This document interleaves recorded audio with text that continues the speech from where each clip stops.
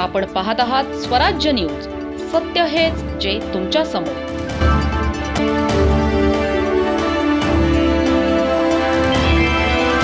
दरवर्षीप्रमाणे यंदाही किल्ले लळिंग येथे होणाऱ्या भीमस्मृती यात्रेच्या नियोजनाला वेग आला आहे.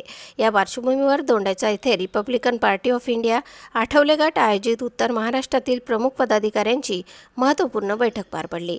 दादासाहेब रावल स्टेडियम येथे आयोजित बैठकीत यात्रेच्या नियोजनासह विविध विषयांवर सविस्तर चर्चा करण्यात आली.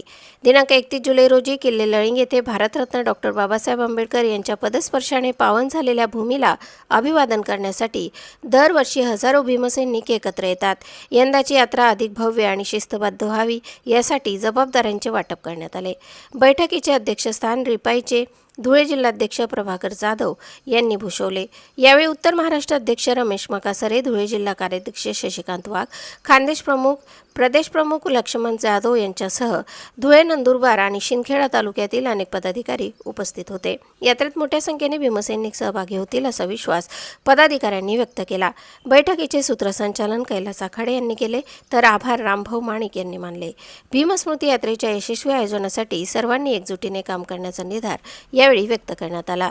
प्रतिनिधी नवनीत बागलेसह स्वराज्य न्यूज दोंडाईचा. त्याच्या ऋणातून मुक्त होण्याचा प्रयत्न मुक्त होऊ शकत